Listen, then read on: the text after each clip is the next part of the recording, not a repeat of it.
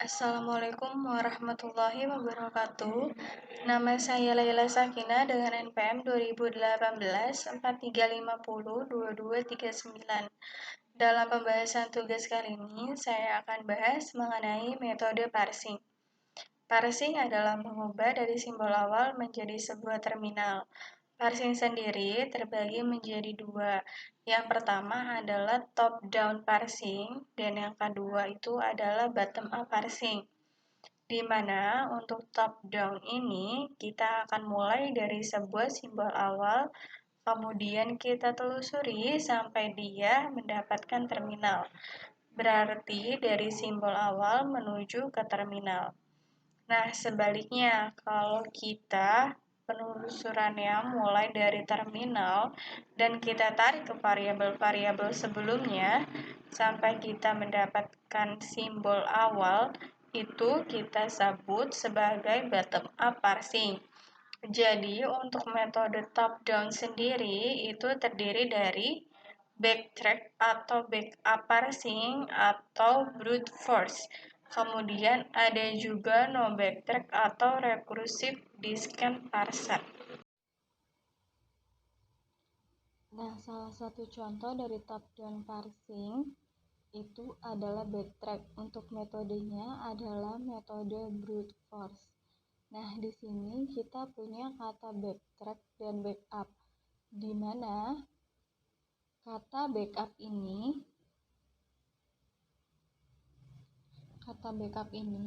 kita nanti akan memerlukan sesuatu memori.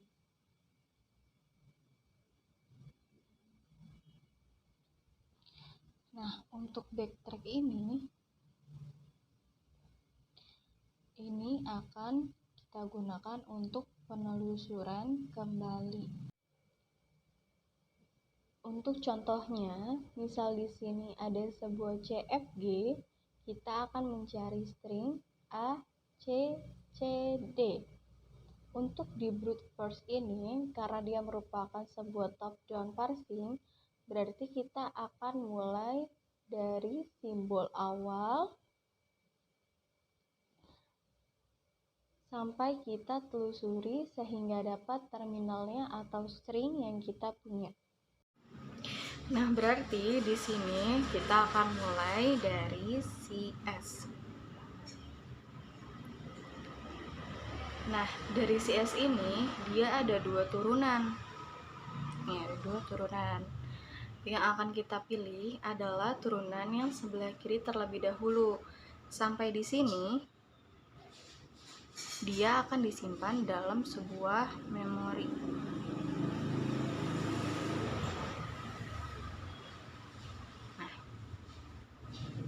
Nah, kemudian CS-nya akan kita turunkan menjadi A kecil, A besar, dan D. Nah, sampai di sini dia juga akan disimpan di sebuah memori. Nah, kemudian dari sini kita akan telusuri kembali. Nah, kita telusuri sekarang si A. Nah, si A ini sama, dia punya dua turunan. Tapi yang kita kerjakan itu yang lebih kiri terlebih dahulu. Dari S, A besar, dan D, dan A besar menjadi B, dan ini akan disimpan dalam memori. Nah, di sini kita dapatkan stringnya A, B, D. Sesuai nggak sama string yang kita mau? Nah, tapi di sini ternyata tidak cocok. Nah, berarti dari sini dia akan melakukan backtrack. Backtracknya kemana? Ke memori terakhir. Ke memori terakhir sebelum proses ini dijalankan. Kita akan melakukan backup ke memori sebelumnya, yaitu S, kecil, A besar, dan D. Nah, kemudian dari posisi terakhir kita akan telusuri lagi si A-nya. Nah, menjadi sekarang S, A, dan D. Nah, sekarang A-nya kita ganti menjadi C, karena kan tadi dia punya turunan. Sekarang kita coba yang C. Dari sini kita mendapatkan stringnya A, C, dan D. Sudah sesuai belum sama yang kita mau? Ternyata masih belum. Nah, berarti sama, kita akan melakukan proses backtrack ke posisi terakhirnya. Nah, dan ini adalah posisi terakhirnya. Dari posisi terakhir ini berarti dia akan kembali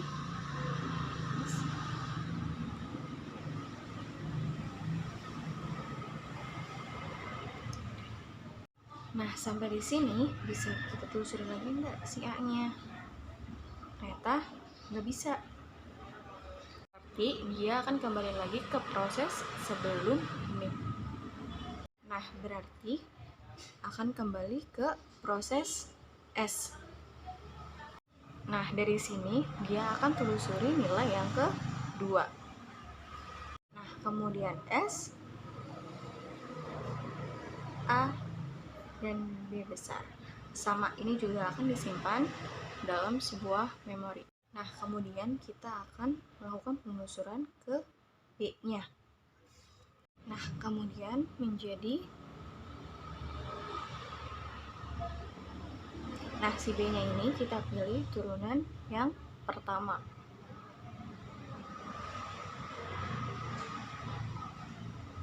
Dari sini kita mendapatkan hasil string A, C, C, D. Sudah sesuai belum? Sudah sesuai. Nah, jadi di sini pada brute force dia akan punya proses backtrack dan juga proses backup. Jadi setiap prosesnya dia akan disimpan ke dalam memori. Saat dia tidak mencapai string yang diinginkan, dia akan kembali ke memori yang sebelumnya. Nah, berarti di sini dapat kita simpulkan bahwa untuk proses brute force ini dia punya beberapa kelemahan. Yang pertama, tentunya waktu eksekusi menjadi lambat karena semua aturan produksi harus kita cek.